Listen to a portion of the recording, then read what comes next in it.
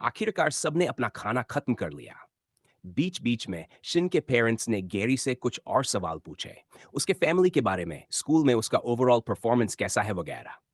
अच्छी बात यह थी कि यह सब नॉर्मल स्मॉल टॉक था। गैरी खुशी खुशी जवाब देता रहा, खासकर जब उसने वेस्ट ब्रिज के रग्बी स्टार्स में से एक होने की बात की। लगता था कि इस बात से मेयर के फेवर में उसे थोड़े एक्स्ट्रा पॉइंट्स मिल गए थे। स्कूल की बात निकली ही है, गैरी ने आखिरकार उस मुश्किल टॉपिक को छेड़ा। तो मैं ये पूछना चाहता था कि मैंने सुना है आप शिन को कहीं ट्रांसफर करना चाहते हैं। अगर आपको बुरा न लगे सिन, तो क्या तुम मुझे रीजन बता सकती हो, या कम से कम ये तुम कहाँ जा रही हो? रीजन तो काफी क्लियर है ना? सिन के फादर ने आईब्रो उठाई। तुम्हारे स्कूल पर गैंग ने अटैक किया और उसके बाद मेरी बेटी को किडनैपर उठा ले गए। हम लकी थे कि जेडन उस वक्त शहर में था, वरना हालात बहुत ज्यादा खराब हो सकते थे। अगर हम सिन को वेस्ट ब्रिज में रहने देंगे, तो सूनर और लेटर वो फिर टारगेट बनेगी। गैरी, मुझे खुशी है कि तुम मेरी बेटी की परवाह करते हो, लेकिन इवन एज मेयर मुझे मानना पड़ेगा कि स्लफ कोई सेफ जगह नहीं है। इसी वजह से हमने उसे टियर 2 सिटी के एक दूसरे स्कूल में ट्रांसफर करने का फैसला किया है। ये ठीक वैसा ही था जैसा गैरी ने सोचा था, इसलिए उसे पता था कि उन्हें कन्विंस करना आसान नहीं होगा। फिर भी कोशिश करना जरूरी था। लेकिन क्या टियर 2 सिटी सच में इतनी सेफ होती है? गैरी ने पूछा। मैंने सुना है कि टियर 2 और टियर 1 सिटीज में तो और भी बड़ी गैंग्स होती हैं। क्या आपको डर नहीं लगता कि वही चीज फिर से हो सकती है? कम से कम यहां वो अपने फैमिली के साथ है, जेडन है, आपके गार्ड्स हैं। आप तो एक साथ दो जगह हो नहीं सकते। डोंट वरी, बेन ने जवाब दिया। हमने उसके लिए एक स्पेशल बोर्डिंग एकेडमी चुनी है। उसकी प्रोटेक्शन हमारी टॉप प्रायोरिटी है, और जितनी ज्यादा फीस है उतनी ही टॉप नॉच सिक्योरिटी भी। और हाँ, वहाँ गैंग्स हैं, लेकिन स्लव जैसा हाल नहीं है। एज मेयर मुझे टाउन की गैंग सिचुएशन बहुत अच्छे से पता है। बड़े सिटीज में स्टेटस को रेयरली बदलता है। अचानक डेवलपमेंट्स नहीं होती, और अगर कुछ होने वाला भी हो तो हम शिन को पहले ही वहां से निकाल सकते हैं। स्लो अलग है। तुम्हें हमारे सिटी की गैंग सिचुएशन के बारे में कितना पता है? बेन ने गैरी से पूछा। कुछ बिट्स एंड पीसेस सुने हैं, गैरी ने जवाब दिया, पूरी कोशिश करते हुए कि चेहरे पर ग्रिन ना जाए। बेन ने साई किया। मुझे लगता है आज के टाइम में ये उम्मीद करना ही बेकार है कि तुमने कुछ न सुना हो। एनीवे, सच ये है कि स्लौफ इन दिनों सेफ नहीं है। तुम्हारे स्कूल इंसिडेंट से पहले भी कलर गैंग्स का एक बड़ा अटैक हुआ था। ऐसा इसलिए क्योंकि दो बिग टाइम गैंग्स ने कुछ शुरू करने की कोशिश की है। और जैसे हालात वैसे ही खराब नहीं थे, हाल ही में एक नई गैंग भी राइज हुई है। और ऊपर से मुझे शक है कि ये हाउलर सिचुएशन को और भी कॉम्प्लिकेटेड और डेंजरस बना देंगे, स्पेशली एवरेज सिटीजन के लिए। हाउलर्स का नाम सुनते ही गैरी को जोर की खांसी आ गई। ये डिनर पर सुनने की उसे बिल्कुल उम्मीद नहीं थी। फिर भी आर्ग्यूमेंट के लिए उसे आगे बढ़ना ही था। लेकिन क्या सारी गैंग्स बुरी होती हैं? गैरी ने पूछा। यह सुनकर क्लो फैमिली ने उसे अजीब नजरों से देखा। आखिर ऐसी बात कोई भी नॉर्मली नहीं कहता, खासकर गैरी की एज का कोई लड़का, जब तक कि वो खुद डिलिंक्वेंट नन हो या फ्यूचर में गैंग ज्वाइन करने का इरादा न रखता हो। ये काफी इंटरेस्टिंग स्टेटमेंट है, बेन ने अपनी चिन पर हाथ रखते हुए कहा। एक्सप्लेन करना चाहोगे? दुर्भाग्य से गैरी ने ज्यादा सोचा ही नहीं था। हाउलर्स का नाम सुनते ही उसकी बात ज्यादा अपनी गैंग की तरफ चली गई थी। उसने चारों तरफ देखा, लेकिन सिन या जेडन में से कोई भी उसे बचाने वाला नहीं लग रहा था। मतलब, गैरी ने रूम में खड़े गार्ड्स की तरफ ग्लैंस किया। आपके गार्ड्स का क्या? क्या वो राइजिंग ड्रैगन गैंग से नहीं है? आप उन्हें अपने और अपने फैमिली की प्रोटेक्शन के लिए यूज करते हैं। ये तो अच्छी बात है ना? पहले मैं गैंग्स से नफरत करता था, लेकिन जितना ज्यादा सोचा उतना मुझे वो किसी बिजनेस जैसे लगने लगे। इस दुनिया में वो एक तरह से नेसेसरी इविल है। नाम अलग हो सकता है, लेकिन क्या कॉरपोरेशंस गैंग्स की तरह बिहेव नहीं करती? छोटी कंपनीज को अपनी बात मानने पर मजबूर करना, और अगर वो नहीं माने तो या तो बाय आउट कर लेना या मार्केट से बुली करके निकाल देना। फिर कौन कह सकता है कि जो नई गैंग आई है और जिसने टेक ओवर किया है वो पुरानी से बेटर नहीं है? मे बी वो स्टेटस क्वो को बेटर बनाने आई हो। इतना कहने के बाद गैरी को एहसास हुआ कि वो थोड़ा ज्यादा बोल गया है, शायद एक स्टेप टू फार भी। इसलिए वो वहीं रुक गया और रिस्पांस का इंतजार करने लगा। एक बच्चे के हिसाब से तुम्हारा वर्ल्ड व्यू काफी पेक्यूलियर है। शिन के फादर ने आखिरकार साइलेंस तोड़ी। फिर भी मैं मान सकता हूं कि एक तरह से वो नेसेसरी इविल हैं। कॉरपोरेशंस, पॉलिटिकल पार्टीज, कैंपेन्स सब तुम्हारे बताए तरीके से बिहेव करते हैं। मैं ये डिनाई नहीं करता कि उनके कुछ मेथड्स अनएथिकल हो सकते हैं, लेकिन तुम एक की डिफरेंस मिस कर रहे हो। गैंग्स किल करती हैं, स्टील करती हैं, रॉब करती हैं और लोगों को फोर्स करती हैं। शॉर्ट में कहूं तो उनका ज्यादातर काम इलीगल होता है। उस नई गैंग को ही देख लो, वो आई, दूसरी गैंग को सबमिट होने पर मजबूर किया और उसकी एसेट्स ले ली। क्या ये तुम्हें फेयर या लीगल लगता है? डैम, वो हाउलर्स और पिंसर्स की बात कर रहा है। मेयर को ये सब पहले से पता है? ये तो कल ही हुआ था। इतनी जल्दी खबर कैसे फैल गई? क्या राइजिंग ड्रैगन में से किसी ने उसे बताया? अचानक गैरी के दिमाग में कार में काय के साथ हुई बातचीत घूम गई। काय ने मुझे सब कुछ नहीं बताया था। इसी वजह से उसने कहा था कि मुझे केयरफुल रहना चाहिए। बेन क्लोव उसी टॉपिक पर बोलते रहे। साफ लग रहा था कि वो अब पूरी तरह अपने जॉब मोड में आ चुके हैं। गैरी को समझ आ गया कि मेयर से इस तरह के मुद्दे पर बहस करना उसके बस की बात नहीं थी। ये ऐसा मामला था जिसे टॉम या उसकी सिस्टर जैसे लोग ही हैंडल कर सकते थे। गैंग्स चाहे जितनी भी बुरी हो, सिन के फादर ने आगे कहा, उनके बीच कम से कम एक स्टेटस क्वो होता है जिसे बाकी सब रिस्पेक्ट करते हैं। कोई भी नई गैंग चाहे कितनी ही नोबल इंटेंशंस के साथ आए, उसका आना हालात को और खराब ही करता है। पावर बैलेंस पूरी तरह शिफ्ट हो जाता है।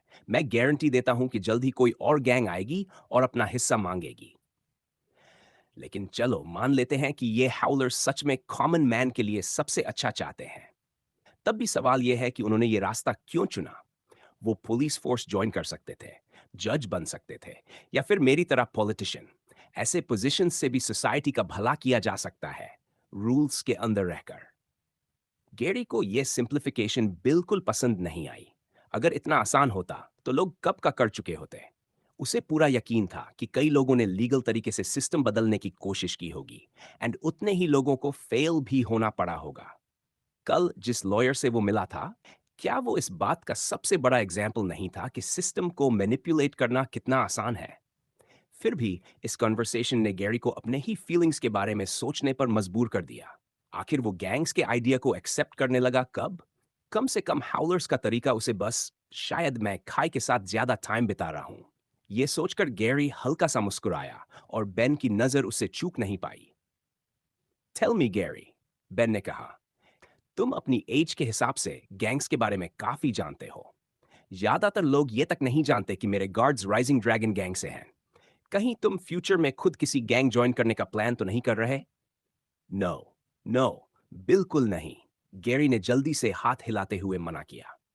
बस जब मैं जेडन के साथ था तब मैंने वो नाम सुना था, और आपके गार्ड्स की नेक पर जो टैटूज हैं उनसे मैंने अंदाजा लगाया। फ्यूचर में क्या करूंगा, ऑनेस्टली मुझे खुद नहीं पता। बस इतना चाहता हूं कि जो भी करूं उससे मैं अपने फैमिली का ध्यान रख सकूं। तब मैं किसी भी काम में खुश रहूंगा।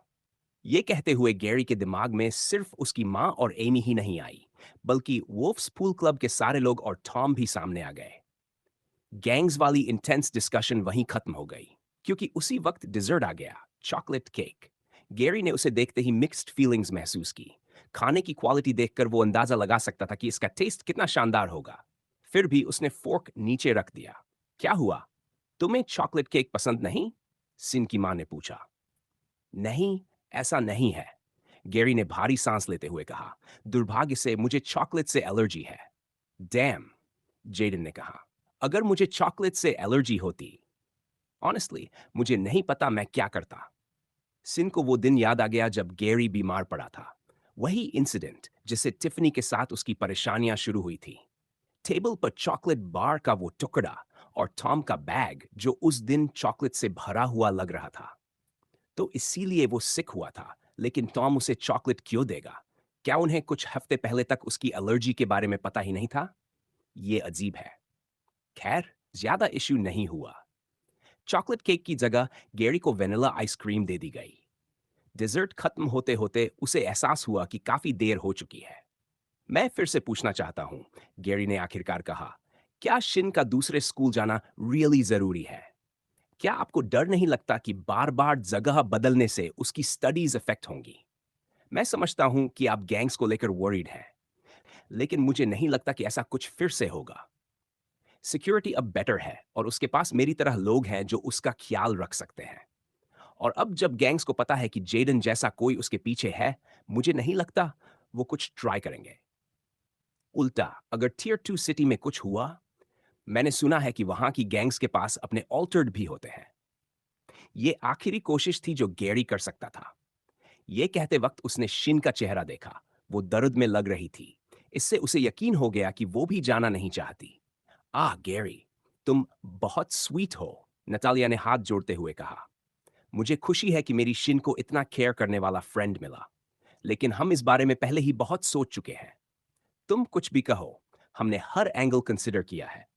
अगर तुम शिन से मिलना चाहते हो, तो वो वीकेंड्स पर वापस आ सकती है।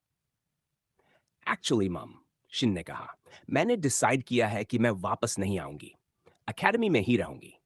गैरी, मैं तुम्हें अकेले में बताने वाली थी, लेकिन शायद ये कुछ समय के लिए हमारी आखिरी मुलाकात है। मैं सिर्फ किसी नॉर्मल बोर्डिंग स्कूल में नहीं जा रही, बल्कि ऑल्टर्ड फाइटिंग एकेडमी ज्वाइन कर रही हूँ। मैं इसे सीरियसली लेना चाहती हूँ, इसलिए वीकेंड्स पर भी वहीं रहकर ट्रेनिंग करूंगी। इसी वजह से मैंने तुम्हें आज बुलाया था। ये बात शिन के पेरेंट्स से नहीं, बल्कि खुद शिन के मुंह से सुनकर गैरी को जोर का झटका लगा। उसे समझ आ गया कि यह फैसला शिन ने खुद लिया था। डिनर के बाद बातों का रुख इधर-उधर चला गया और गैरी को समझ नहीं आ रहा था कि अब क्या बोले। काफी देर हो चुकी थी, तो उसने बड़ों से गुड बाय कहा। अब बस शिन से विदा लेने का वक्त था। वो दरवाजे के पास खड़े थे। उसके पेरेंट्स जा चुके थे। सिर्फ उसका ब्रदर वहीं था। I am sorry Gary, Shin ने उसका हाथ पकड़ते हुए कहा। मुझे नहीं पता था कि तुम्हें इतना अपसेट हो जाएगा, और सॉरी तुम्हें इतना क्रैपी फर्स्ट डेट दिया। अगले ही पल वो झुकी, और गैरी कुछ समझ पाता उससे पहले ही उसके नरम होंठ उसके गाल को छू चुके थे। ये तुम्हारे लिए मेरा थैंक यू गिफ्ट है, मुझे बचाने के लिए। वो लाल चेहरे के साथ पीछे हटी और अचानक भाग गई। गैरी बस अपने गाल को छूता रह गया। वो लड़की, जेडन ने साय किया, हमेशा जो चाहती है वो करने की कोशिश करती है, लेकिन कभी पूरी तरह कर नहीं पाती। चलो बाहर चलते हैं। तुम अभी कंप्लीटली ऑफ द हुक नहीं हो। अब हमारी कॉन्वर्सेशन का टाइम है। गैरी को खाई को कॉल या टेक्स्ट करके बुलाने का मौका ही नहीं मिला। सच कहें तो उसका दिमाग अभी भी शिन के साथ जो कुछ हुआ था उसे प्रोसेस करने में लगा हुआ था। खासकर आखिर में उसके गाल पर दिया गया वो अचानक सा किस। वो बार बार अपना चेहरा रगड़ रहा था, इतना कि वो हिस्सा पहले से ज्यादा लाल हो गया था। ये यकीनन एक ऐसी याद बनने वाली थी जिसे वो कभी नहीं भूल पाएगा। लेकिन अफसोस, ये याद शायद हमेशा थोड़ी मेलंखोलिक ही रहे, क्योंकि उसे नहीं पता था कि अगली बार वो शिन से कब मिल पाएगा। क्या एएफए में फोन्स रखने की इजाजत भी होती है? क्या वो दोनों सच में कपल थे, या फिर उसके लिए बेहतर यही था कि वो सिन को भूलकर आगे बढ़ जाए? और ऊपर से जेडन जिद कर रहा था कि दोनों के बीच एक कॉन्वर्सेशन होनी ही चाहिए। आखिर बात किस बारे में करनी है? गैरी ने पूछा। उसे जरा भी अंदाजा नहीं था। जेडन के दिमाग में कई टॉपिक्स हो सकते थे, और ज्यादातर अच्छे नहीं लग रहे थे। बिना जवाब दिए जेडन उस प्रॉपर्टी में बने एक एनेक्स की तरफ चल पड़ा। एक और बिल्डिंग, ज्यादा दूर नहीं। चलो अंदर आकर पता चल जाएगा। जो शुरू किया था उसे फिनिश क्यों न कर ले। यह सुनकर गैरी थोड़ा नर्वस हो गया। फिनिश से उसका क्या मतलब था? क्या ऑल्टर्ड उसे फिर से फाइट के लिए चैलेंज कर रहा था? अगर ऐसा था, तो गैरी को ज्यादा दिक्कत नहीं थी। जेडन जैसे फाइटर से लड़ने के मौके वैसे भी कम ही मिलते हैं। लेकिन परसों जेडन के गुस्से को जिस तरह उसने देखा था, उसके बाद गैरी को डर भी लग रहा था कि कहीं वो उसे ही खत्म न कर दे।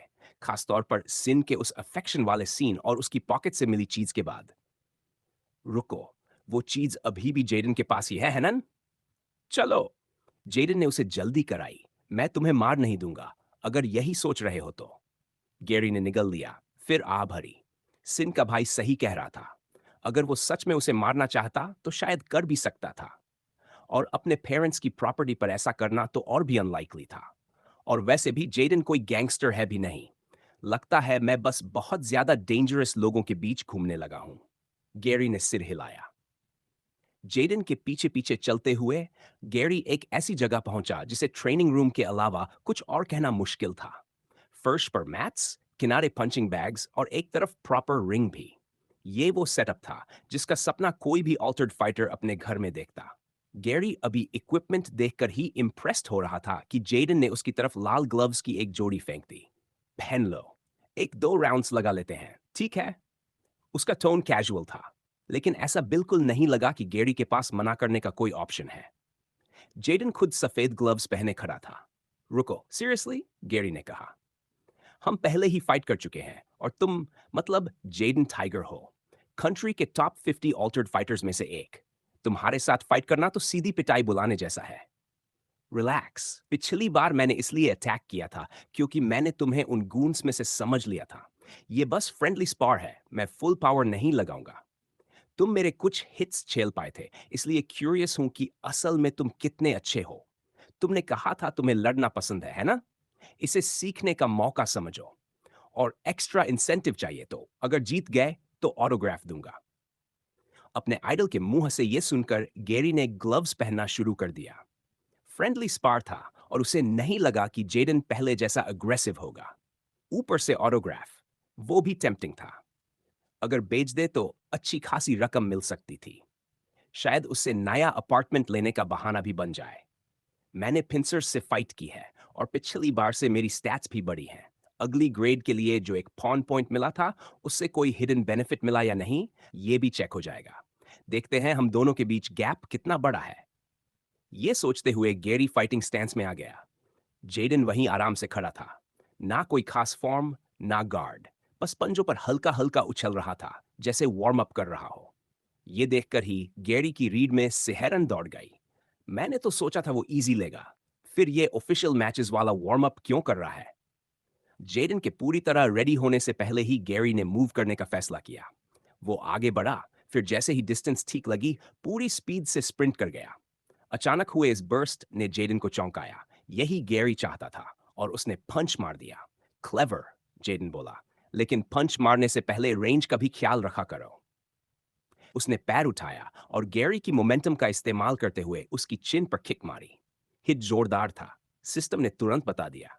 मैंने 14 एचपी, मेरी एंड्योरेंस बड़ी है और वो अपनी ऑल्टर्ड बॉडी भी यूज नहीं कर रहा। फिर भी इस आदमी की असली ताकत समझना नामुमकिन है, गैरी ने सोचा। संभलते हुए उसने फिर से पंच मारने की कोशिश की। बचाव में खुद को कवर भी किया, लेकिन किसी वजह से उसका पंच थोड़ा ऑफ गया और जेडन के सिर से चूक गया। रिकवर होने का टाइम लो, जेडन ने कहा। तुम्हारा बैलेंस बिगड़ गया है। मैं इम्प्रेस्ड हूं कि उस काउंटर से तुम बेहोश नहीं हुए। खड़े हो भी जाओ तो नॉर्मल होने में थोड़ा वक्त लगेगा। पंच मारने के बजाय जेडन ने उसकी शर्ट के कॉलर से उसे पकड़ लिया। गैरी ने तुरंत उसका आर्म पकड़ा और पूरी ताकत से झटका, जिससे सूट का एक हिस्सा फट गया। शिट, वो सूट तो महंगा होगा। उम्मीद है रिपेयर हो सके। ये सोचते हुए उसने बाहर की तरफ किक मारी। अजीब बात यह थी कि जेडन की मूवमेंट्स देखकर गैरी को लगा था कि वो किक डॉज करेगा, लेकिन उसका आर्म पहले से उठा हुआ था, जैसे ब्लॉक करने के लिए तैयार हो। तो तुम मुझे इतना वीक समझते हो? सरप्राइज मिलने वाला है। गैरी ने पूरी स्पीड और पावर किक में झोंक दी। Skill activated, controlled transformation. उसका पैर जेडन के आर्म के साइड में लगा और जेडन के पांव हल्के से फिसल गए। आर्म में दर्द साफ दिख रहा था, लेकिन गैरी रिएक्ट करता उससे पहले ही जेडन ने उसे उसी लेग को पकड़ लिया और अपनी ताकत से उसे धकेल दिया। गैरी एक पल के लिए एक पैर पर उछलता रहा, फिर एक स्वीपिंग किक आई और वो पीठ के बल जमीन पर गिर पड़ा।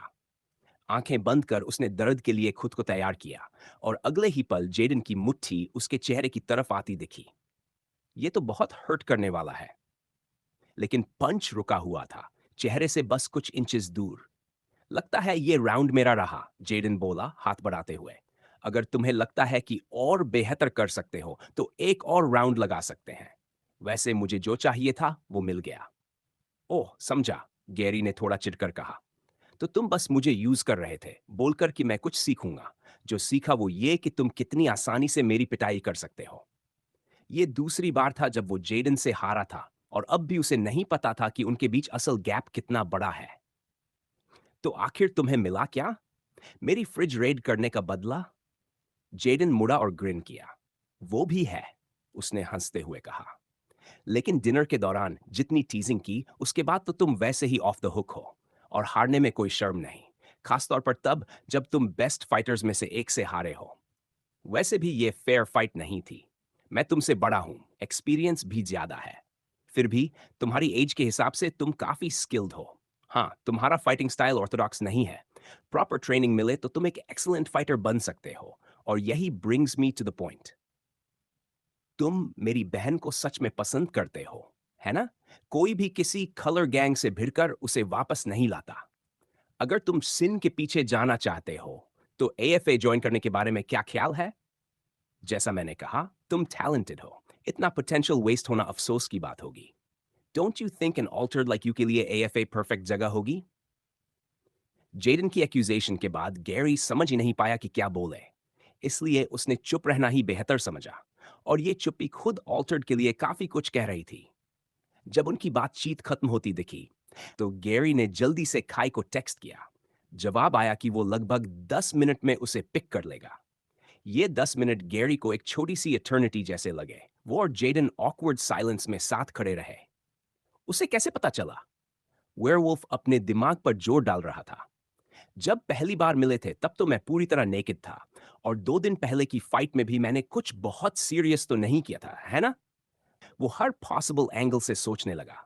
क्या आर्म पर वो किक वजह बनी? वो उसे अवॉइड कर सकता था, लेकिन उसने सीधा हिट लिया। क्या उसी को टेस्ट करने के लिए वो फाइट चाहता था? इस बार गैरी का अंदाजा बिल्कुल सही था।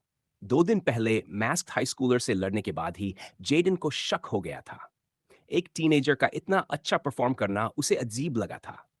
जेडन ने देखा था कि गैरी भी उसकी तरह कैबिन तक लड़ते हुए पहुंचा था। फिर भी वो एग्जॉस्टेड नहीं लग रहा था। इसका मतलब या तो ग्रीन हेयर्ड टीनेजर की स्टेमिना किसी टॉप एथलीट जैसी थी, या फिर वो ऑल्टर्ड था। पहली बात मान भी ली जाती, लेकिन स्ट्रीकर बॉय पहली मुलाकात के मुकाबले अब बिल्कुल अलग लग रहा था। जब तक कि गैरी ने अचानक परफॉर्मेंस एनहांसिंग ड्रग्स लेना शुरू कर दिया हो, जो इतनी कम टाइम में किसी को इतना चेंज नहीं कर सकते, तब तक एक ही एक्सप्लेनेशन बचती थी। वो ऑल्टर्ड बन चुका था। आखिरी कील वो किक थी। जेडन ने जानबूझकर उस अटैक को पूरा फेस किया। और वहीं उसे यकीन हो गया कि गैरी अब पूरी तरह ह्यूमन नहीं रहा। असली सवाल यह था, उस फूड थीफ ने इसका खर्च कैसे उठाया? एएफए में न होते हुए किसी किड को स्पॉन्सर किया जाना लगभग अनहर्ड ऑफ था। ऐसा नहीं था कि उसकी एज के लोग सिलेक्ट नहीं होते, लेकिन जो भी स्पॉन्सर करता, वो उसकी एएफए ट्यूशन भी पे करता और उसका रजिस्ट्रेशन भी होता।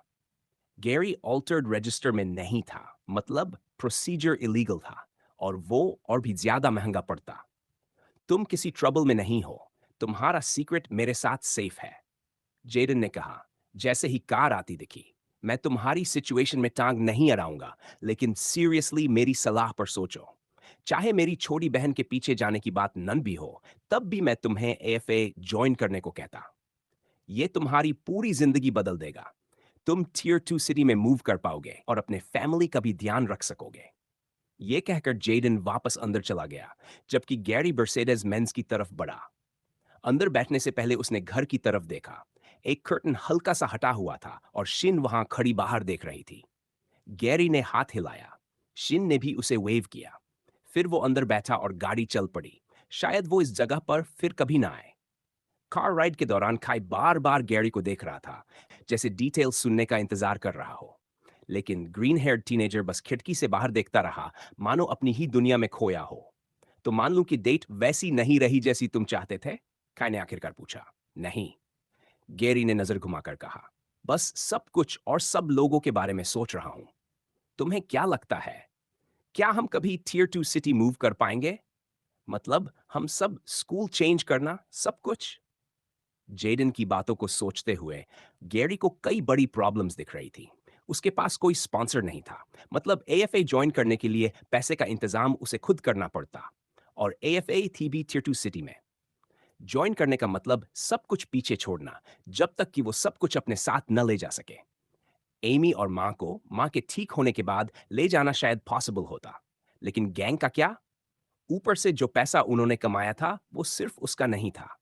लीडर होने के बावजूद वो हाउलर्स का पैसा था। इसी वजह से उसने काय से पूछा। पॉसिबल तो है, काय ने सोचने के बाद कहा, लेकिन लॉन्ग रन में, अगर अभी की बात कर रहे हो, तो भूल जाओ। अब बहुत देर हो चुकी है। पिंसर्स का एरिया लेने के बाद हम ऑफिशियली स्लफ की स्मॉल टाइम गैंग्स में से एक बन चुके हैं। अभी हाउलर्स के लिए ये फेज बहुत क्रूशियल है। टेक ओवर तो बस पहला स्टेप था। अब हमें प्रिपेयर रहना होगा। दूसरी गैंग्स हमारे टेरिटरी को चैलेंज जरूर करेंगी, और स्लव में अभी और भी बहुत कुछ करना बाकी है। फिर भी जब हम पूरे टाउन को कंट्रोल कर लेंगे और ये गारंटी हो जाएगी कि कोई हमसे छीन नहीं सकता, तब बात कर सकते हैं। वैसे भी मेरा एम हायर टियर सिटीज ही है, तो अगर वहां तुम्हारे लिए कुछ है तो उसे गोल बना लो। वही तुम्हें आगे पुश करेगा। इस जवाब ने गैरी को थोड़ी उम्मीद दी। शायद एक दिन वो शिन से फिर मिल पाए, लेकिन अभी उसे स्लव की चीजों पर फोकस करना था। अंडरडॉग्स और ग्रे एलिफेंट समेत सब कुछ हैंडल करना था। दोनों ने आगे की बातें डिस्कस की। गैरी ने कॉन्डम इंसिडेंट और डिनर टेबल की ऑकवर्डनेस जैसी अनफॉर्चुनेट घटनाएं भी बताईं। उसने ये भी माना कि उसे डर है कि शायद वो शिन को फिर कभी न देख पाए। खाई ने पहले मुस्कान दबाई, फिर कंसर्न दिखाया और आखिर में नाटकीय अंदाज में आंसू पोंछने का नाटक किया, जिससे गैरी और चिढ़ गया। लगता है अच्छा ही हुआ कि मैंने मेयर के बारे में डिटेल में नहीं बताया, खाई ने टॉपिक बदलते हुए कहा। वरना तुम उस हीटेड कॉन्वर्सेशन में कुछ ज्यादा ही रूड बोल देते। मतलब? तुम जानते हो कि मेयर इस एरिया की गैंग से जुड़ा है, खासतौर पर राइजिंग ड्रैगन से। लेकिन कहानी इससे कहीं बड़ी है। कल पांचों गैंग्स के बीच एक मीटिंग होने वाली है। इनविटेशन ओरिजिनली ओलिविया के नाम गया था, लेकिन अब जब हमने पिंसर्स टेक ओवर कर लिया है तो इनवाइट सीधे हमारे नाम आया है। मतलब तुम्हें लीडर होने के नाते इस स्पेशल मीटिंग में जाना होगा। और जिसने ये मीटिंग कॉल की है, मुझे लगता है तुम समझ ही गए हो कि मैं किसकी बात कर रहा हूं। एक अंधेरे कमरे के अंदर, जहां रोशनी लगभग नाम मात्र थी, एक यंग टीनेजर अकेले कुर्सी पर बैठा हुआ था। उसके सामने हरे रंग के लिक्विड से भरे एक ग्लास कंटेनर में एक फ्लोटिंग हेड था। पहले मुझे लगा था कि शायद तुम सिर्फ एक दो दिन के लिए ही गए होगे, लेकिन तुम अब तक वापस नहीं आए। ब्लेक ने सोचा।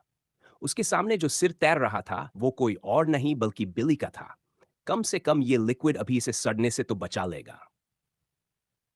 पिछले कुछ दिनों से ब्लेक अक्सर हंटर्स बेस में नीचे आने लगा था।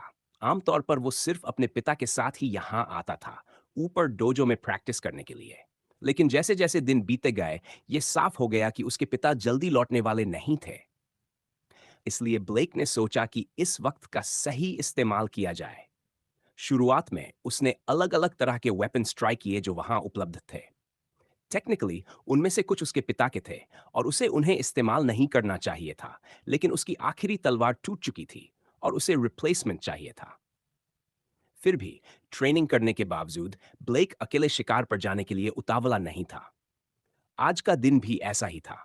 उसका मन ट्रेनिंग में नहीं लग रहा था और उसकी नजर बार बार बिली के सिर पर ही टिक जा रही थी। उस दिन के बाद से मुझ में कुछ बदल गया है, ब्लेक ने सोचा। मैं हमेशा एक नॉर्मल लाइफ जीना चाहता था, लेकिन अब रग्बी जैसी चीजें जो मुझे पहले पसंद थीं, अब बहुत बोरिंग लगने लगी हैं। फिर उसके दिमाग में एक और ख्याल आया।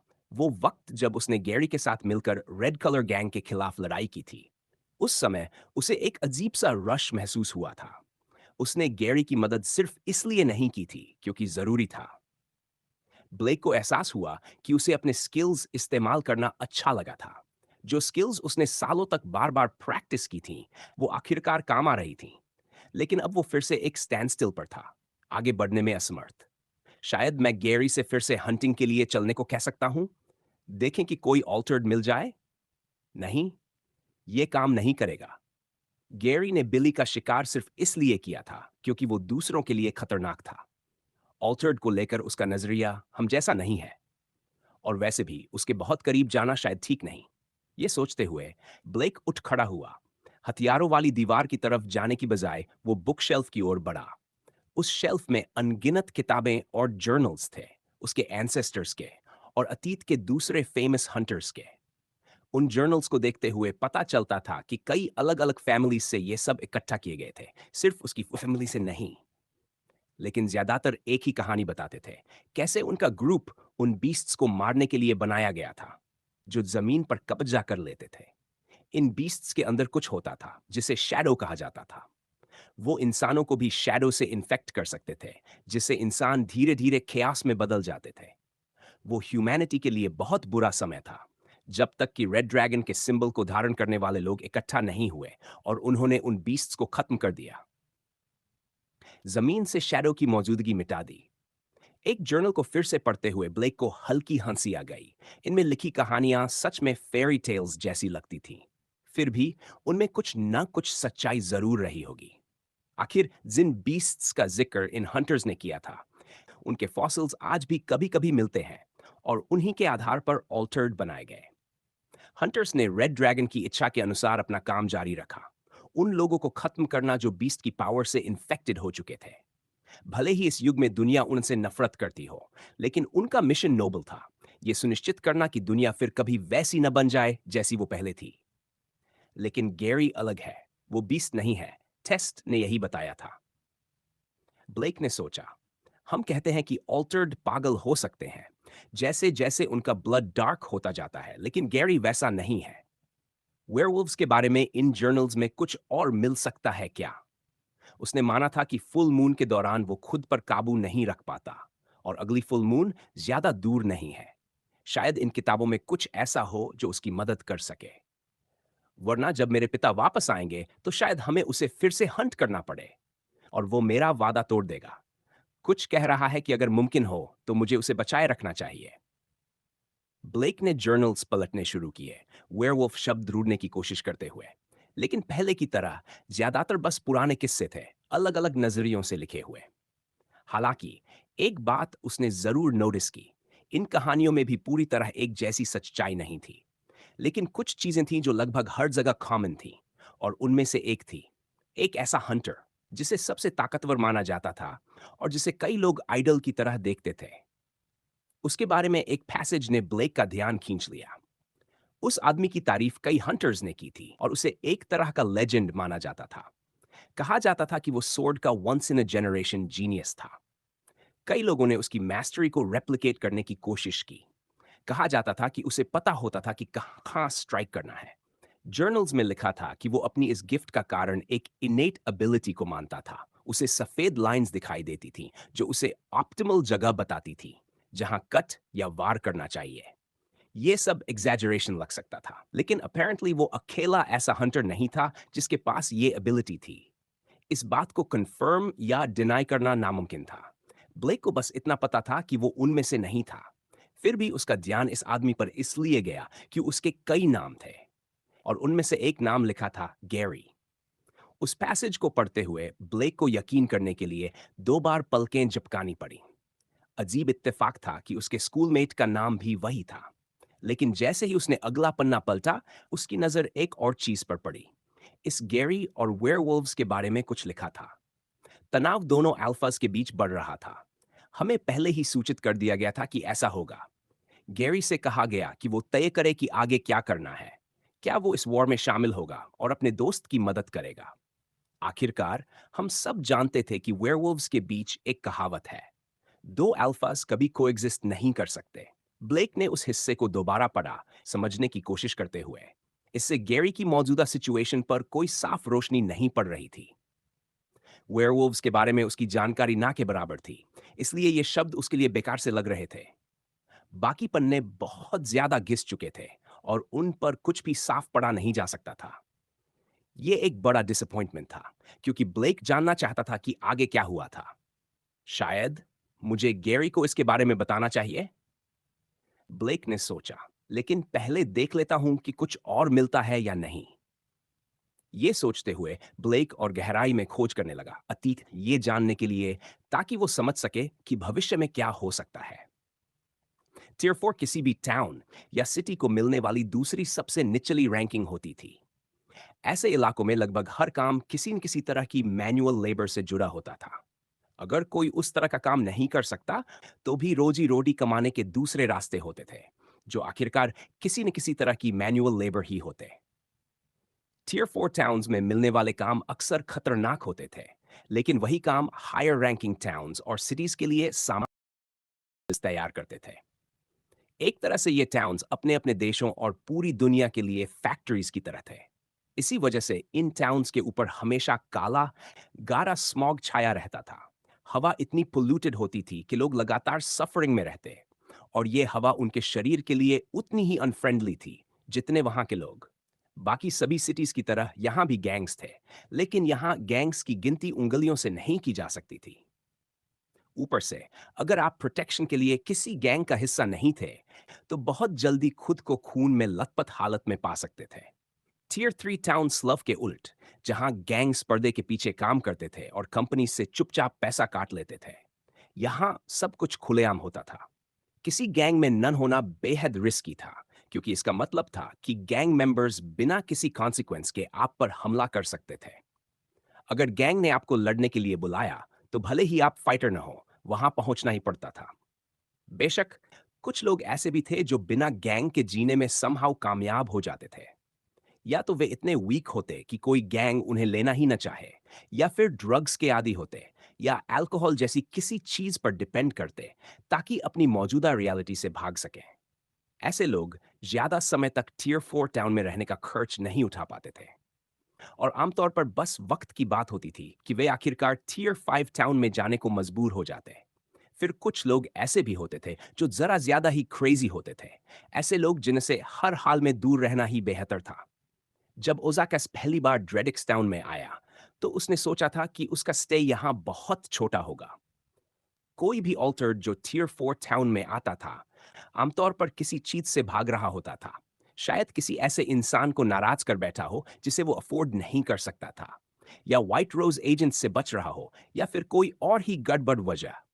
जो भी हो, एक 3 स्टार हंटर होकर भी उसे उसी रैंक के दो और हंटर्स की मदद के लिए बुलाया गया था। इसका मतलब साफ था कि यह मिशन आसान नहीं होने वाला। फिर भी ये एक्सपीरियंस्ड ऑल्टर्ड हंटर डरा हुआ नहीं था, बल्कि अगर वही इस ऑल्टर्ड को गिरा पाता, तो 4 स्टार हंटर बनने से बस एक खेल दूर रह जाता। यही सोच तब बदली जब उसे एहसास हुआ कि ये जॉब उसके अब तक के मिशन से थोड़ी अलग है।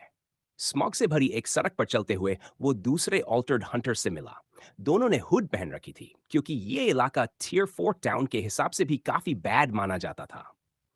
चलते हुए उन्हें ऐसे मर्द और औरतें दिखीं जो हेल्थी होने से कहीं ज्यादा दुबले थे। शायद उनके पास ठीक से खाना खरीदने तक के पैसे नहीं थे, और वो घर लौटते वक्त पैरों को घसीटते हुए जॉम्बीज जैसे लग रहे थे। क्या तुमने मेरे ऑफर के बारे में सोचा है, ओजाकास? ऑरेंज स्पाइकी हेयर वाला हंटर, जिसकी मास्क के बाहर से बाल दिख रहे थे, बोला। उसका शरीर बाकियों से थोड़ा बड़ा था, लेकिन वो फैट नहीं लगता था, बस मसल से भरा हुआ। मैं अभी अपने बेटे की ट्रेनिंग में लगा हूँ, 3 स्टार हंटर ने जवाब दिया। हाँ, जब वो रेडी हो जाएगा, तो मैं खुशी खुशी उसे उस टीयर 2 सिटी ले जाऊंगा। लेकिन अभी उसे बहुत कुछ सीखना बाकी है। वैसे भी मैं चाहता हूं कि ये मामला जल्दी निपट जाए। मैं यहां उम्मीद से ज्यादा समय बिता चुका हूं, और जैसा कि तुम जानते हो, स्लाफ में हाल ही में काफी प्रॉब्लम्स रही हैं। आखिरकार उनका ग्रुप एक जर्जर से दिखने वाले अपार्टमेंट बिल्डिंग के सामने रुका। फिर भी आसपास की इमारतों की तुलना में ये थोड़ी बेहतर हालत में थी। कम से कम इसके ज्यादातर फ्लोर्स अभी तक गिरे नहीं थे। यही सही जगह होनी चाहिए।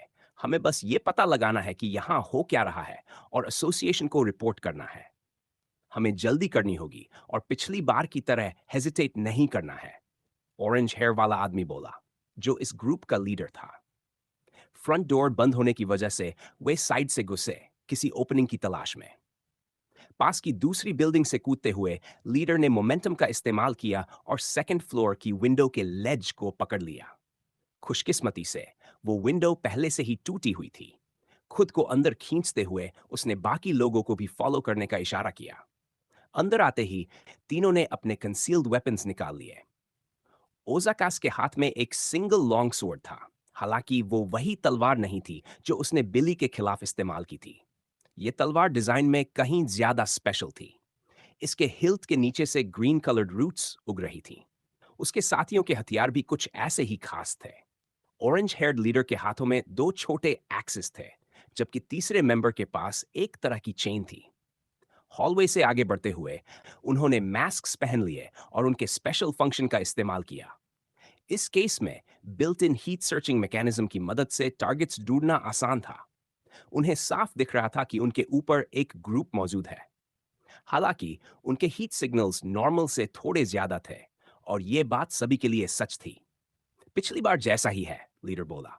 रीडिंग बहुत ज्यादा नहीं है, लेकिन फिर भी नॉर्म से ऊपर है। याद रखना, ये रेगुलर ह्यूमंस नहीं है। इस बार हेजिटेट मत करना। ये उनकी पहली रेड नहीं थी। वे इस सिटी में पहले से ही कुछ समय बिता चुके थे। लेकिन ये एक स्पेशल मिशन था, और जब तक ये पूरा नहीं होता, वे वापस नहीं लौटने वाले थे। लीडर ने दरवाजे के नीचे एक स्पेशल डिवाइस लगाया, जिससे वो अंदर देख सका। अंदर 4 लोग खड़े थे, और मास्क से ये भी दिख रहा था कि कमरे के अंदर और भी कोई मौजूद है। ऑरेंज हेयर्ड आदमी ने ओजाकास और तीसरे हंटर की तरफ इशारा किया, उन्हें उनकी रोल्स बताते हुए। हाथ से काउंटडाउन शुरू हुआ। 3, 2, 1। लीडर ने तुरंत दरवाजा तोड़ते हुए अंदर छलांग लगाई। फर्श पर रोल करते हुए वो एक टारगेट तक पहुंच गया। अगले ही पल उसने एक्स घुमाया और सबसे पास खड़े इंसान का एक पैर साफ काट दिया। उसका ऊपरी हिस्सा जमीन पर आ गिरा, लेकिन जब उसका चेहरा दिखा तो साफ था कि वो इंसान था ही नहीं। उसके शरीर पर बड़े बड़े वॉर्ट्स थे और चेहरे पर वॉलरस जैसे टस्क्स। उसी पल बाकी लोग भी अलर्ट हो गए। फिर भी एक्शन लेने से पहले ही एक चेन दूसरे क्रीचर के चारों तरफ लिपट गई और उसे खींच लिया गया। उसके चेहरे पर जोरदार किक पड़ी, जिसने उसके एक बड़े ठस को तोड़ दिया और खून बहने लगा। वो खून जो इंसान या सस्पेक्टेड ऑल्टर्ड के मुंह से निकल रहा था, नॉर्मल से कहीं ज्यादा डार्क था। जहां तक ओजाकस की बात थी, उसका काम अलग था। जब बाकी 4 से लड़ रहे थे, वो आगे बढ़ा और कमरे के अंदर मौजूद एक और दरवाजा तोड़ दिया। अंदर अनगिनत डेड बॉडीज पड़ी थी, लेकिन एक क्रीचर अभी भी जिंदा था। वो भी दूसरों जैसा ही था, बड़े टस्क्स और वॉर्ट्स वाला चेहरा। लेकिन सबसे अहम चीज थी जो उसके हाथ में थी। ओजाकस ने अपनी तलवार जमीन में गाड़ दी। तलवार चमकने लगी और अजीब रूट्स निकल आईं। वे रूट्स तुरंत फैलकर उस क्रीचर को जकड़ गई, उसे पूरी तरह बांधते हुए। उसने छूटने की कोशिश की, लेकिन रूट्स बेहद ड्यूरेबल थी। बिना एक पल गंवाए ओजाकस ने तलवार घुमाई, उस क्रीचर का हाथ काट दिया और वही चीज उठा ली जिसके लिए वो आया था। ऑल्टर्ड आमतौर पर इतने आसान नहीं होते थे, और इसकी वजह यह थी कि जिन क्रीचर से वे आज लड़ रहे थे, वे असल में ऑल्टर्ड थे ही नहीं। आज की कोई भी किल उनकी स्टार्स में काउंट नहीं होने वाली थी। इसी वजह से पिछली रेड में वे हेजिटेट कर गए थे, लेकिन इन लोगों के साथ कुछ तो गड़बड़ थी। तो यही है जिसने इतना सारा ट्रबल पैदा किया, ओजाकस ने सोचा, जब उसने उस सिरिंज को उठाया जिसमें एक अजीब सा काला लिक्विड भरा हुआ था। इन दिनों स्कूल गैरी को पूरी तरह पॉइंटलेस लगने लगा था। वो टीचर्स की लेक्चर सुन तो रहा था, लेकिन सब कुछ एक कान से अंदर जाकर दूसरे से बाहर निकल जाता। ग्रीन हेयर्ड टीनेजर खुद से पूछे बिना नहीं रह पा रहा था, आखिर इसका मतलब क्या है? ग्रेजुएशन में अभी 2 साल बाकी थे, लेकिन क्या वो सच में तब तक नॉर्मल लाइफ जी सकता था, या कम से कम इस फसाद को बनाए रख सकता था? और अगर उसने सच में एएफए में ट्रांसफर कर लिया, तो क्या उसके ग्रेड्स अब कोई मायने भी रखते? सच कहें तो वेस्ट ब्रिज में हाई स्कूल छोड़कर न जाने की सबसे बड़ी वजह यह थी कि गैरी को डर था कि सोशल सर्विसेज इन्वेस्टिगेशन करने आ जाएंगी अगर वो स्कूल आना बंद कर दे। स्कूल न जाना इलीगल था, और इससे जांच शुरू हो सकती थी। गैरी को डर था कि तब शायद खाए भी कुछ न कर पाए, क्योंकि उनकी मदर हॉस्पिटल में थी और सिबलिंग्स के पास कोई एक्चुअल गार्डियन नहीं था। फिर भी एक और वजह थी जिसकी वजह से गैरी ध्यान नहीं लगा पा रहा था, और वो फुल मून नहीं था जो 12 दिनों में आने वाला था। वो था वो रिपोर्ट जो उसे कल मिली थी। बस उसके बारे में सोचते ही उसकी मुट्ठियां भींज जाती, और दिल करता कि अभी ग्रे एलिफेंट गैंग के पाकर सब निपटा दे। मुझे यकीन नहीं हो रहा कि वो लोग अब भी एमी के पीछे पड़े हैं। क्या ये मुझ तक पहुंचने का तरीका है? कोई वार्निंग है या कुछ और? अच्छा हुआ ओलिविया खुद वहां थी। लगता है सिस्टम के रूल्स सच में उसे बांध कर रखे हुए हैं, लेकिन मैं इसे यूं चलने नहीं दे सकता। ग्रे एलिफेंट्स ने एक हद पार कर दी थी। अपने फैमिली का पीछा रुकवाने के लिए टीनेजर इस नतीजे पर पहुंच चुका था कि उन्हें पूरी तरह खत्म करना ही सबसे बेहतर होगा। चाहे उनके लीडर्स को टर्न करके उन्हें अपने रूल्स मानने पर मजबूर करना पड़े, जैसे उसने ओलिविया के साथ किया था, या फिर उन्हें मारना पड़े, अब उसे कोई फर्क नहीं पड़ता था। ये लोग दिमाग से बीमार हैं। कोई स्कूल गर्ल के पीछे कैसे पड़ सकता है? लेकिन अगले ही पल उसने खुद को रोक लिया। हाल ही में उसके दिमाग में किलिंग के ख्याल बहुत आसानी से आने लगे थे, और उसने नोटिस किया था कि फुल मून के करीब आते ही ऐसा ज्यादा होता था। एक गहरी सांस लेकर उसने खुद को शांत किया। वैसे भी आज उसे किसी और चीज की चिंता करनी थी, स्लो में स्मॉल टाइम गैंग्स की स्पेशल मीटिंग। जो समय एक इटर्निटी जैसा लग रहा था, आखिरकार स्कूल बेल बज ही गई और स्कूल डे खत्म होने का सिग्नल दे दिया। हे गैरी, मेरे डैड ने आज सुबह बताया कि मुझे उनकी कंपनी में इंटर्न के तौर पर एक्सेप्ट कर लिया गया है। टॉम ने अपने बेस्ट फ्रेंड से कहा जब दोनों स्कूल बिल्डिंग से बाहर निकल रहे थे। मॉम ने हेडमिस्ट्रेस यंग को संभाल लिया है और अभी अभी मैसेज आया है कि मुझे एक्सक्यूज्ड कर दिया गया है। आज शाम पेरेंट्स मुझे पिक करने आएंगे और मैं अगले हफ्ते किसी पॉइंट पर ही वापस आऊंगा। पहली नजर में स्कूल ईयर के बीच में किसी स्टूडेंट को टाइम ऑफ देना अजीब लगता था, लेकिन एक्सेप्शंस हमेशा होते थे। गैरी के उलट टॉम वेस्टब्रिज के स्मार्टेस्ट स्टूडेंट्स में से एक था, इसलिए उसे कुछ पर्क्स मिलते थे। ऊपर से उनके करंट ईयर में स्कूल स्टूडेंट्स को कुछ हफ्ता वर्क एक्सपीरियंस लेने के लिए इनकरेज भी करता था। हालांकि नॉर्मली ये स्कूल ईयर के दूसरे हाफ में एक फिक्स्ड टाइम पर होता था। ये सुनकर गैरी ने सोचा कि क्या उसे भी स्कूल से साइन ऑफ करवाकर बर्नम स्ट्रीट के किसी रेस्टोरेंट में कुछ हफ्तों के लिए काम करना चाहिए।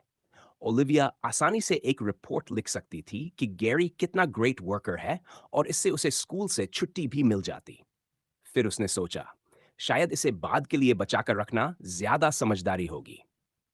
एनीवे, तुम्हें पता है मेरे पेरेंट्स ब्रॉकनेल में काम करते हैं, तो इंटर्नशिप खत्म होने से पहले मैं वापस नहीं आ पाऊंगा, टॉम ने आगे कहा। लेकिन मैं प्रॉमिस करता हूं, मैं डैड से बीस्ट वाला सवाल जरूर पूछूंगा और वेयरवुल्व्स के बारे में भी कुछ पता लगाने की कोशिश करूंगा। बस तुम्हें बताना चाहता था कि मैं नेक्स्ट फुल मून से पहले लौट आऊंगा, और जब मैं दूर रहूंगा तो बस यही उम्मीद है कि तुम्हारी तरफ कोई और ट्रबल ना आए। टॉम मुस्कुराया। गैरी ने भी मुस्कुराकर जवाब दिया। उसे एहसास हुआ कि वो कितना लकी है कि उसके पास इतना सपोर्टिव फ्रेंड है। हर हर बार जब वो टॉम के बारे में ऐसा सोचता तो वेयरवुल्फ को लगता जैसे वो उसका छोटा भाई हो, जिसे उसकी सिस्टर जितनी ही प्रोटेक्शन चाहिए।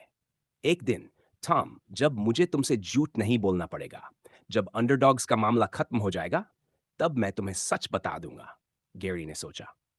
स्कूल खत्म होने के बाद गैरी ये देखकर खुश था कि आज स्कूल के सामने भीड़ नहीं थी। उसने काय को साफ चेतावनी दी थी कि दोबारा ऐसा स्टंट न करे, और लगता था कि बात असर कर गई थी।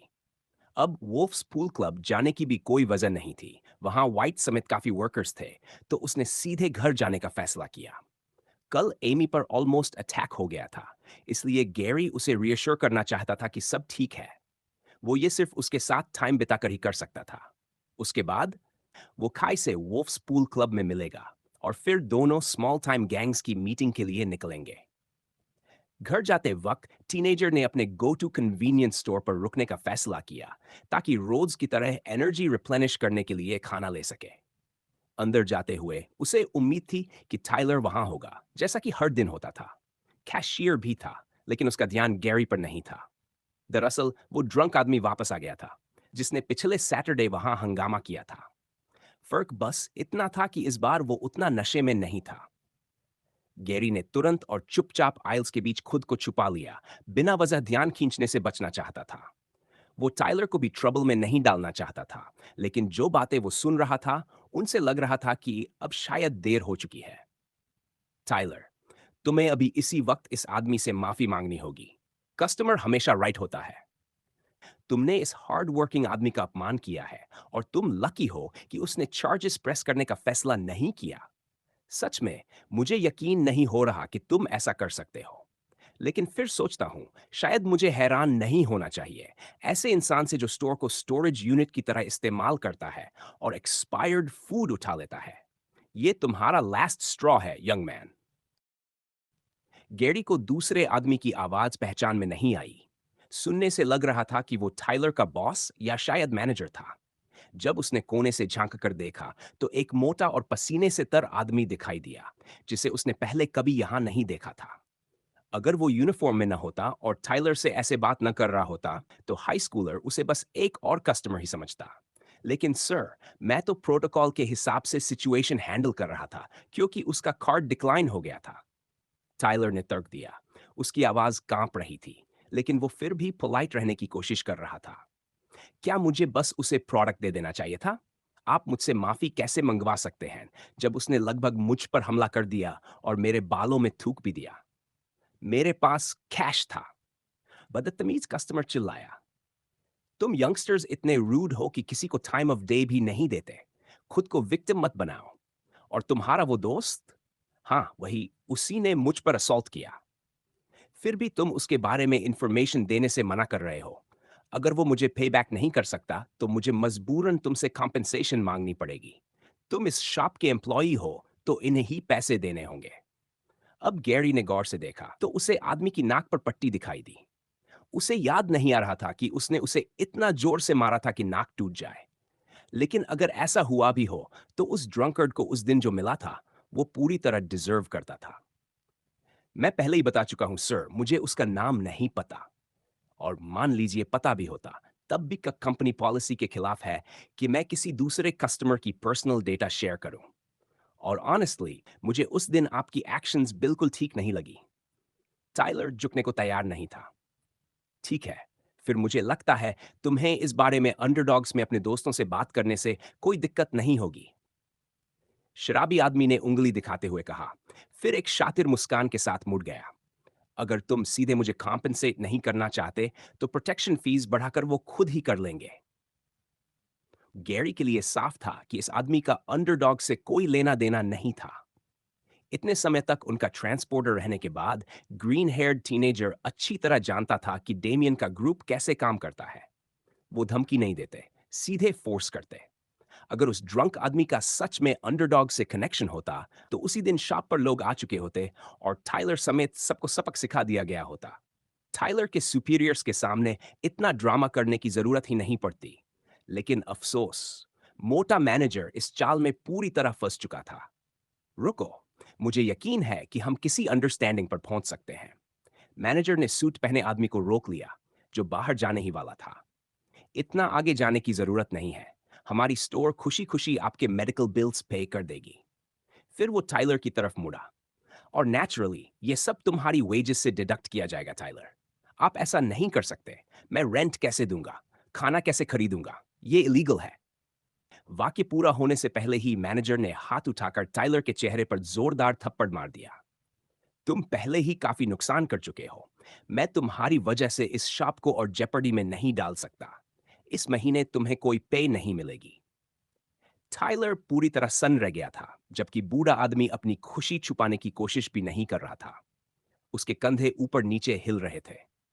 सर, मैं रोज टाइम पर आया हूं। जब भी आपने कहा ओवर टाइम किया है, और यह है उसका बदला। आप इस स्ट्रेंजर की बात पर मुझ पर भरोसा नहीं करते, सिर्फ इसलिए कि मुझे इस जॉब की जरूरत है। आप मुझे कुत्ते की तरह ट्रीट करेंगे? टाइलर ने हाथ उठाया मैनेजर को वापस थप्पड़ मारने के लिए, लेकिन आखिरी पल में रुक गया। यूनिवर्सिटी स्टूडेंट गुस्से से भर चुका था, लेकिन उसे हार्श रियलिटी भी पता थी। अगर उसने मैनेजर को मारा तो न सिर्फ पैसे नहीं मिलेंगे, जॉब भी चली जाएगी। आजकल जॉब मिलना ही मुश्किल था, और अगर ये मोटा आदमी उसके खिलाफ अफवाहें फैला देता तो दूसरी जॉब मिलना नामुमकिन हो सकता था। वो अभी निकलने का रास्ता सोच ही रहा था कि अचानक एक जोरदार वैक की आवाज गूंजी। थप्पड़ की गूंज पूरे शॉप में फैल गई और मैनेजर सीधे सिगरेट रैक में जा गिरा। तुम अपने एम्प्लॉयज को ऐसे कैसे मार सकते हो? गैरी ने गुस्से से कांपते हुए कहा। धत, फिर से गुस्सा मुझ पर हावी हो गया। मैंने टाइलर की सिचुएशन और खराब कर दी, गैरी ने सोचा। लेकिन जब उसने टाइलर की तरफ देखा तो वो उदास नहीं था, बल्कि खुश लग रहा था। ये तुम हो। बूढ़े आदमी ने कांपती उंगली से इशारा किया। गैरी ने एक कदम आगे बढ़ाया, लेकिन बूढ़ा आदमी तुरंत शॉप से बाहर भाग गया, जान के डर से। उसी समय मैनेजर भी उठता हुआ दिखा। खड़ा होते ही उसका गाल गुब्बारे की तरह फूल चुका था। तो टाइलर, तुम फायर्ड हो। और तुम, ग्रीन हेयर्ड पंक, इस शॉप में बैंड हो। मैनेजर गुस्से से चिल्लाया। बस इतना ही छोड़कर दोनों बाहर निकल आए। थोड़ी दूर जाकर वो फुटपाथ के किनारे बैठ गए। टाइलर के बैग में कुछ पॉप के कैंस थे। उसने गैरी को एक पकड़ा दिया। सॉरी, तुम्हारी वजह से तुम्हारी जॉब चली गई और अंदर इतना ट्रबल हुआ। तुम सिर्फ मेरी वजह से फंसे। गैरी ने आ भरते हुए कहा, एक घूंट लेते हुए। ना, तुम्हारी गलती नहीं है। ऑनेस्टली मुझे वो फैट्सो कभी पसंद नहीं था। शाटी मैनेजर था, बस हर चीज पर बिच करता रहता था। और जो उसने किया उसके बाद मैं वहां दोबारा काम कर ही नहीं पाता। वैसे भी अगर मैंने बॉस को बता दिया कि उसने उनके मोस्ट लॉयल कस्टमर को बैन कर दिया तो शायद बॉस उसी को फायर कर दे। तुम्हारे बिना उनकी हाफ प्रॉफिट्स चली जाएंगी। तुम्हारी मदद के बिना शॉप बंद भी हो सकती है। दोनों हंस पड़े, लेकिन गैरी को अब भी बुरा लग रहा था। वो सोच रहा था कि क्या कोई तरीका है जिससे वो चीजें ठीक कर सके। तभी एक कार पास से गुजरी और उसके दिमाग में एक आइडिया आया। वैसे, टाइलर, तुम्हें ड्राइव करना आता है? हाँ, मतलब मेरे पास कार नहीं है लेकिन लाइसेंस है, टाइलर ने जवाब दिया, हैरान होकर कि अचानक ये सवाल क्यों। ये सुनते ही गैरी ने जल्दी से एक कॉल किया। फॉर्मर कैशियर अब भी कंफ्यूज था, लेकिन गैरी की ग्रिन देखकर लग रहा था कि कुछ अच्छा होने वाला है। ड्राइवर की जॉब करना चाहोगे? टाइलर ने गैरी का ड्राइवर बनने का ऑफर खुशी खुशी एक्सेप्ट कर लिया। गैरी को डिटेल समझाने का मौका भी नहीं मिला था कि यूनिवर्सिटी स्टूडेंट ने तुरंत हाँ कह दी। ये भरोसे की वजह से था या फिर उसे सच में जॉब की सख्त जरूरत थी, ये गैरी भी नहीं जानता था। कॉल के दौरान गैरी ने खाई से फाइनेंशियल डिटेल्स के बारे में पूछा था और ये भी कि ऐसा करना ठीक रहेगा या नहीं। जब खाई ने वजह पूछी तो वेयरवुल्फ ने उसे पूरी घटना का शॉर्ट वर्जन सुना दिया। दूसरी तरफ से एक गहरी साय आई, लेकिन उसके बाद जवाब मिला, ठीक है, हम उसे पेरोल पर डाल सकते हैं। जब टाइलर ने पे के बारे में पूछा तो गैरी ने कहा कि उसे वही अमाउंट मिलेगा जो कन्वीनियंस स्टोर में मिल रहा था। यूनिवर्सिटी स्टूडेंट को बस इतना करना था कि जब भी कॉल आए, रेडी रहना होगा। कार वैसे भी वुल्फ्स पूल क्लब में ही रहेगी, तो ड्यूटी आवर्स में टाइलर को उसी एरिया में रहना होगा। फर्स्ट डे होने की वजह से टाइलर ने खुद को एक्सक्यूज किया, ये कहते हुए कि वो कुछ ज्यादा प्रेजेंटेबल कपड़ों में आना चाहता है। गैरी ने उसे एड्रेस देकर विदा किया, क्योंकि उसे भी आज की बिग मीटिंग से पहले अपने कुछ काम निपटाने थे। उसने एमी के साथ कुछ समय बिताया, साथ में खाना खाया, कॉमेडी शो। थोड़ी देर के लिए सब कुछ नॉर्मल जैसा लगने लगा। गैरी को जाते वक्त हल्की उदासी भी हुई और एमी ने कुछ कहा नहीं, लेकिन उसकी आंखों में सैडनेस साफ दिख रही थी। हे, नाइस सूट, लेकिन इतनी फॉर्मेलिटी की जरूरत नहीं थी। गैरी ने टाइलर को ग्रीट किया, ये देखकर हैरान कि वो क्लब में पहले ही पहुंच चुका था, अग्रीड टाइम से आधे घंटे पहले, और लग रहा था कि वो काफी देर से वेट कर रहा है। हे, मैं आपकी रिकमेंडेशन से आया हूं तो डिसअपॉइंट नहीं करना चाहता, टाइलर ने सीरियस होकर कहा। गुड इंप्रेशन जरूरी है। गैरी को अंदर से थोड़ा ऑकवर्ड महसूस हुआ, क्योंकि उसने अभी तक टाइलर को ये नहीं बताया था कि उनकी नई वर्किंग रिलेशनशिप क्या है, और ये भी कि असल में उसे हायर करने वाला वही है। फिर भी किसी की मदद कर पाने का एहसास अच्छा लग रहा था। पहली बार वो अपनी बदली हुई सिचुएशन की वजह से किसी के लिए कुछ कर पा रहा था। आगे बढ़ते हुए गैरी अंदर गया। बाकी लोगों ने हेलो में हाथ हिलाया। बिजनेस यूजुअल जैसा ही था, बस अब टीनेजर्स के साथ साथ कुछ एडल्ट्स भी अर्ली ड्रिंक लेते और पूल खेलते दिख रहे थे। लेकिन कमरे की ज्यादातर नजरें एक ही जगह अटकी हुई थीं। एक उम्रदराज आदमी इतना डिस्ट्रैक्टेड था कि उसने बॉल को पूरी तरह मिस कर दिया। क्या वो लड़की इस जगह की बॉस है? टाइलर ने धीरे से पूछा। जिस लड़की की वो बात कर रहा था वो कोई और नहीं बल्कि ओलिविया पर्ल थी, जो पीछे अकेली बैठी थी। उसकी मौजूदगी ही ऐसी थी कि कोई भी उसके पास बैठना नहीं चाहता था। टाइलर का ऐसा सोचना गलत भी नहीं था। उसके कपड़े वेल्थ स्क्रीम कर रहे थे और उसके चारों तरफ एक अलग ही ऑरा था। आज वो यहाँ इसलिए थी क्योंकि लेडी बॉस मीटिंग में उनके साथ जाने वाली थी। खाई ने बताया था कि एक्स लीडर होने के नाते उसका साथ होना एक स्ट्रॉन्ग इंप्रेशन छोड़ेगा। यहीं वेट करो और एंजॉय करो, गैरी ने टाइलर से कहा। फिर ओलिविया की तरफ बढ़ गया। उसे उससे कुछ क्लियर करना था। ये देखकर कुछ लोग नर्वस हो गए, और जो नए कस्टमर्स पहली बार वुल्फ्स पूल क्लब आए थे वो हैरान थे कि कोई उसके पास जाने की हिम्मत कैसे कर रहा है। मैं साफ साफ कह देता हूं, मुझे तुम पसंद नहीं हो, गैरी ने बिना घुमाए कहा। वाओ, कुछ नया बताओ, ओलिविया ने आंखें घुमाई। लेकिन गैरी ने आगे कहा, मेरी लिटिल सिस्टर की मदद करने के लिए मैं तुम्हारा थैंकफुल हूं। चाहे तुमने ये सिर्फ ऑर्डर की वजह से किया हो, तुमने अच्छा काम किया। नो प्रॉब्लम बॉस, ओलिविया ने जवाब दिया और पहले की तरह शांत बैठी रही। गैरी ओलिविया की हरकतें भूला नहीं था और शायद कभी भूलेगा भी नहीं। उसके लिए काम करना उसके पनिशमेंट का एक छोटा सा हिस्सा था। वो अभी ओबीडियंट थी, लेकिन अगर हालात बदले, खासकर फुल मून के पास, तो गैरी को नहीं लगता था कि वो उसे हटाने में हिचकेगा। तभी खाई बेसमेंट से ऊपर आया और दोनों को देखकर खुश हुआ। उसने उन्हें नीचे बुलाया। उसने उनके लिए कुछ प्रिपेयर किया था।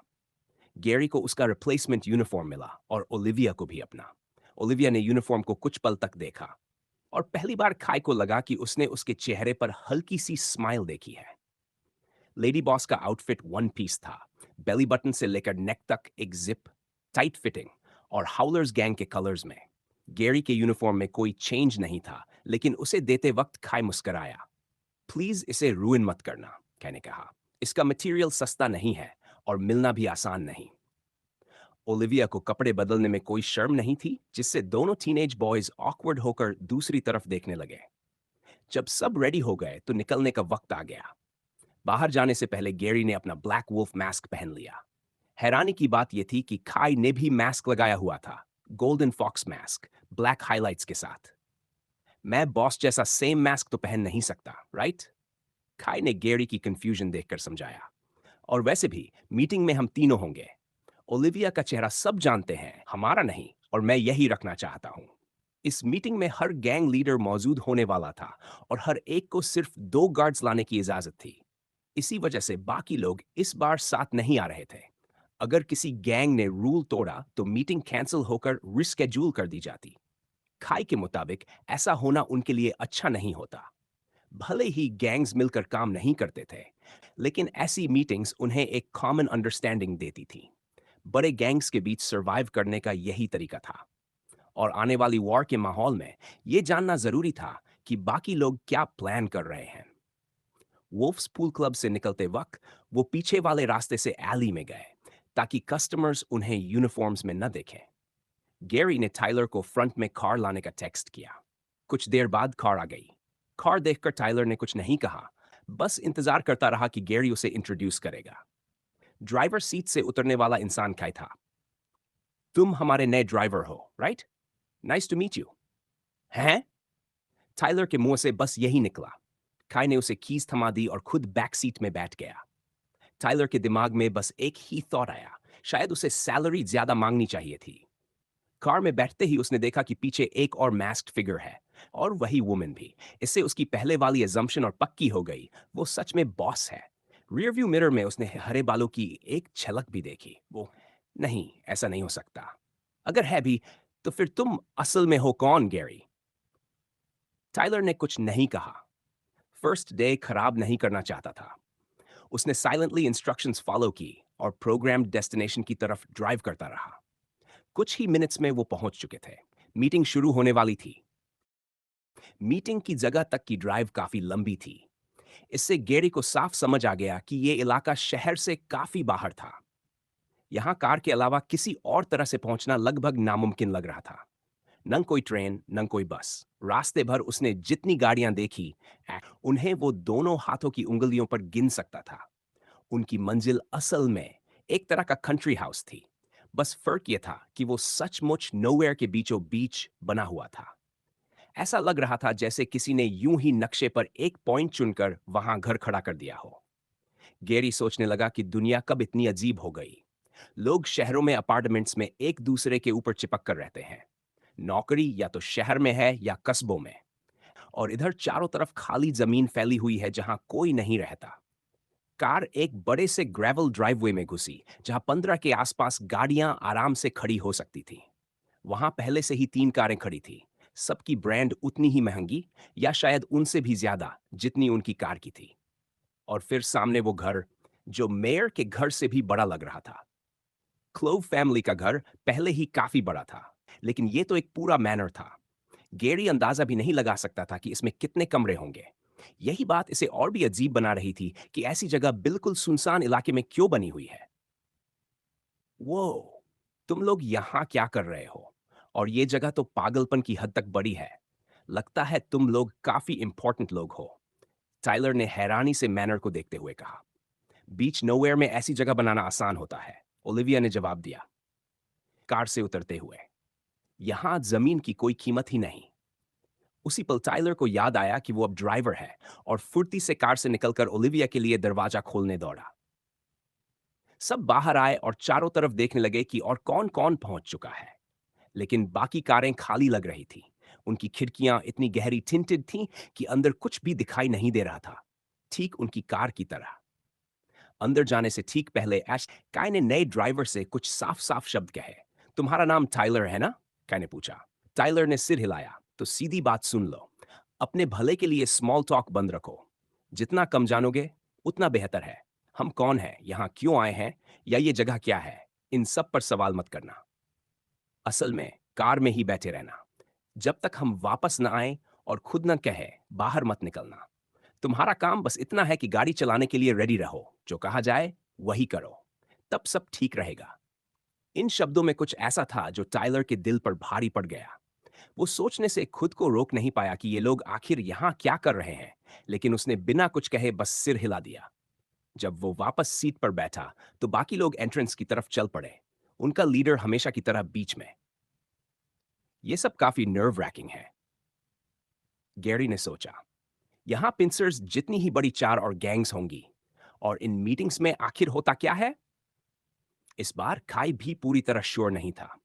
ओलिविया के मुताबिक ऐसी मीटिंग्स बहुत रेयर होती थीं, और आमतौर पर किसी खास एजेंडा पर ही बुलाई जाती थीं। अगर अंदाजा लगाया जाए, शायद हाउलर्स द्वारा पिंसर्स को टेक ओवर करने की वजह से। लेकिन असल बात यह थी कि मीटिंग तो उससे पहले ही कॉल हो चुकी थी, यानी आज सिर्फ यही मुद्दा नहीं उठने वाला था। अंदर जाने से पहले पीछे से एक और कार की आवाज आई। सब रुक गए और मुड़कर देखा।